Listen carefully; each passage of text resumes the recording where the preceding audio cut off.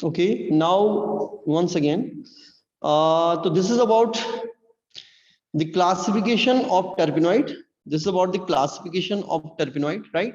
So terpenoid, as I already told, right? Terpenoids are mainly following classes, right? So monoterpenoid, if the number of carbon are 10, right? Cisgen terpenoid, if 15, 25, right? If we talk about diterpenoid, it means the number of carbon are 20, right? If 30, it means it is triterpenoid. If 40, then it is tetraterpenoid, right? And if more than 40, then that is called polyterpenoid, right? So in this way, we classify polymer, we classify terpenoid, right? And then after that, our next discussion, right? That is about the number of, that is the classification, that is called sub classification of terpenoid, right? So either there is straight chain, right? अगर वहां पे कोई भी cycle नहीं है, straight chain है, right? तो then that is called acyclic terpenoid. If there is one cycle, then that is called monoterpenoid. If there is two cycles, then that is called bicyclic terpenoid. If there is three cycles, then that is called tricyclic terpenoid, right? So in this way, this is complete about classification of terpenoid, right? This is complete about classification of terpenoid.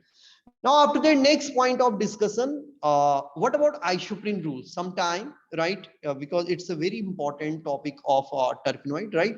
So, Isoprene rule. What do you mean by Isoprene rule, right? So, according to Isoprene rule, you can see skeleton structure of natural terpenoid. Actually, according to Isoprene rule, right? The empirical formula of terpenoid is C5H8. It means Isoprene unit is a monomer of terpenoid, right? Isoprene unit C5H8 is a monomer unit of terpenoid according to Isoprene rule. So Isoprene is a basic unit, or Isoprene is a monomer unit of terpenoid, right? So skeleton of natural terpenoid formed from isoprene unit according to Isoprene rule, right? So empirical formula of terpenoid is actually C5H8 or Isoprene, right? So terpenoid on destructive distillation. If you do destructive distillation, right? If you do destructive distillation of terpenoid, so then they finally convert into their monomer unit, and those monomer units are actually Isoprene. Those monomer units are actually Isoprene. So you can see actually terpenoid is a polymer of Isoprene. According to this formula, you can see C5H8, right? Bracket and then N. It means, right, your terpenoid is a polymer of Isoprene unit, right? And when you do destructive distillation of terpenoid, if you do destructive distillation of terpenoid, then they finally convert into monomer units. Finally, they convert into monomer unit, and you can see here n number of C5H8, n number of Isoprene unit. They convert into n number of Isoprene unit, right? And this is called Isoprene rule, and it is according to Isoprene rule, right? So Isoprene rule should be clear. तो कहने का अर्थ क्या हो गया कि isoprene rule के according क्या होता है, जो आइसोप्रीन होता है वो टर्पेनॉइड की यूनिट होती है और वो टर्पेनॉइड का मोनोमर होता है. इफ आई अगर हम ये कहें कि टर्पेनॉइड एक पॉलीमर है तो उसका मोनोमर हम क्या कहते हैं, वो आइसोप्रीन है, राइट? और एम्फेरिकल फॉर्मूला जो टर्पेनॉइड का होता है, बेसिक जो इस फॉर्मूला है वो क्या होता है, C5H8 होता है. And when you do their destructive distillation, अगर आप उसको डिस्ट्रक्ट करते हो, अगर आप उसको तोड़ देते हो, किसको तोड़ देते हो, टर्पेनॉइड को, right? If you do their destructive distillation, then they finally convert into monomer units, then they finally convert into monomer units, and those monomer units are actually isoprene. Those monomers units are actually isoprene. वो जो monomers units होती हैं वो actually क्या होती है, isoprene होती है, right? तो isoprene rule conformed by, how do we conformed isoprene rule, right? So this is confirmed by the following points, right? So how do we confirm? So if heated at 280 degree, form diterpene, right? So if you apply heat, right, then your isoprene unit convert into dipentene. Then they convert into dipentene, right? When you apply heat at, right, 2 molecules of isoprene, you can see 2C5H8. Then they finally convert into dipentene, C10H16, right? And polymerization yield rubber, right? And if you take thousands of isoprene units and you polymerize that, right, then they finally convert into terpenoid, C5H8 in bracket N, right? So this is polymerization yield rubber, right? If you do polymerization of isoprene unit, right, then they finally convert into polyisoprene, and that polyisoprene actually rubber, and that is actually one of the important terpenoid, right? So in this way, right, isoprene rule confirmed. In this way, isoprene rule confirmed, right? So because the basic unit, according to isoprene rule, the basic unit of terpenoid is isoprene, right? So if 2 molecule of isoprene heated, or if we apply heat, right, then they convert into dipentene, right? And if thousands of isoprene units polymerize, then they finally convert into rubber or terpene, right? So in this way we can say isoprene is a basic unit or monomer of terpenoid, and it confirm isoprene rule also, right? And it confirm isoprene rule also. Is special isoprene rule, right? Now in special isoprene rule, little bit the thing make more complex, right? You can see one head, other end, tail, and one branch, right? So you can see if this is isoprene unit, because 5 carbons, so you can see here C1, C2, C3, C4, straight line, C1, C2, C3, C4, or here this is branch C, right? It means 5 carbons. Here 5 carbon, 1, 2, 3, 4, and 5, right? If this is head, then this is tail, right? And then this is head, and then this is tail. So in this way, they are connected, right? They are connected and formed a polymer, or formed a monoterpenoid, diterpenoid, or other, right? Now after that, you can see 3 isoprene unit, right? The same head tail, then head tail, and then head tail, right?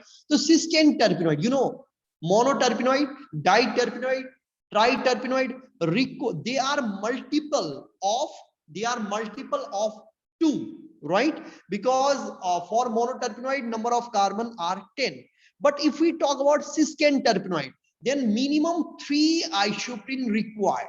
So minimum 3 isoprenes units are required. So you can see one isoprene unit C5, then second isoprene unit C5, and then third isoprene unit. So in this way, 3 isoprene units are combined, then they convert into cisgen terpenoid. Right? If 2 combined, then monoterpenoid, right? If multiple of 2, right, then they may be diterpenoid, triterpenoid, tetraterpenoid, etc., right? So in this way, right, this is about special isoprene rule, right? This is about special isoprene rule. Now after that, violation of rule. Now the point about violation of rule, right?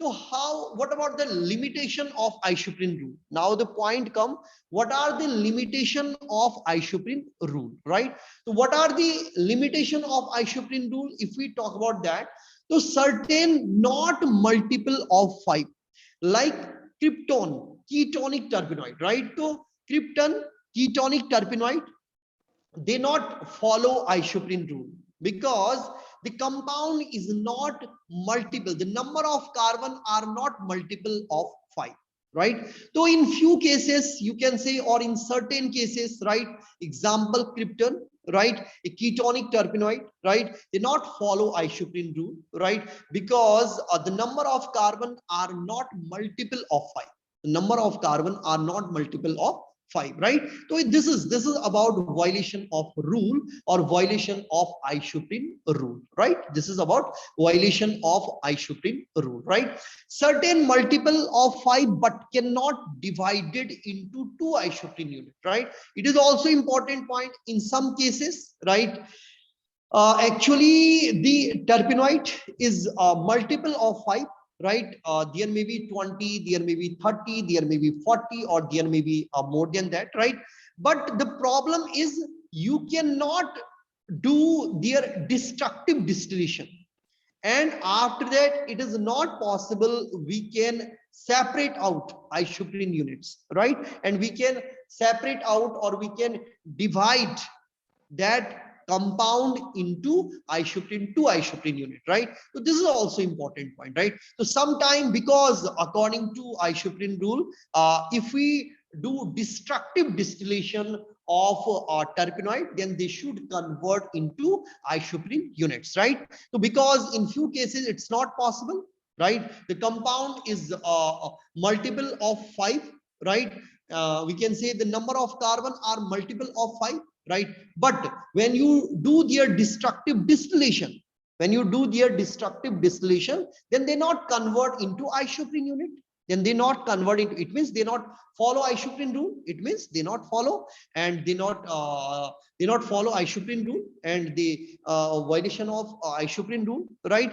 And next point, sometime the number is not multiple of 5, right? Sometime the number is not multiple of 5 carbon, right? So krypton is one of the important examples. In this way, we can say few cases or some cases not follow Isoprene rule, right? And some compounds, they not follow a rule according to that there is no functional group, right? Because if we talk about krypton, right, so that is ketonic terpenoid, it means keto group. There is a keto group, at least there is one keto group, right? So it means that point also sometime considered, sometime not considered, right? So this is important point also. Now we start and we take one of the important compound according to your syllabus, terpenoid, that is abiotic acid, right? Abiotic acid is one of the important terpenoid, right? And because it is a part of your syllabus, then we need to discuss that, right? So you can see here C20H30O2, right? This is formula, or this is molecular formula of abiotic acid, C20H30O, right? Abiotic, this is molecular formula of abiotic acid. Now the point come, you can see, right? What about the structure of abiotic acid, right? It is already clear, right? Scientists already clear what is exact structure of abiotic acid. So you can see right here, this is one ring, second ring, third ring, right? So it means it is tricyclic compound. You can see one ring, two ring, and three rings. So it is tricyclic compound. You can see here COH group, right? I mean, there is carboxylic acid also. One functional group. You can see here CH3 group. Here also angular methyl group, right? This is methyl group, and you can see here double bond, then single bond, then double bond. It means there is conjugated double bond also, conjugated double bond, and then you can see here side chain also, right? Here with it and prop, right? Isopropyl chain also, here isopropyl chain also, right? So this is abiotic acid. Actually, this is abiotic acid, right? Where tricyclic, right? Where three rings, right? So it is tricyclic compound. If you subclassify abiotic acid, so it is tricyclic compound. Second important thing, there is one functional group, that is COH, right? And next point, one methyl group at this position, first position, and second methyl group as 10 position, right? So there are two methyl group, right? This is angular, right? Because it's at angle, right? And other one at first position, methyl group. And next point, which is very important, that is conjugated double bond. You can see, right? Double bond between carbon 3, carbon 4, and carbon 13, carbon 14, right? So because double bond, then single bond, then double bond, so it is called conjugated double bond. And you know, what about conjugated double bond, right? UV spectra, right? Visible because pi star transition, because there is pi star transition, and they give their peak in visible region, right? So UV spectroscopy can easily identify conjugated double bond compound, right? So this is important point in abiotic acid. And other point is isopropyl group, right? Side chain. This is isopropyl group, right? So this is, you can see, right?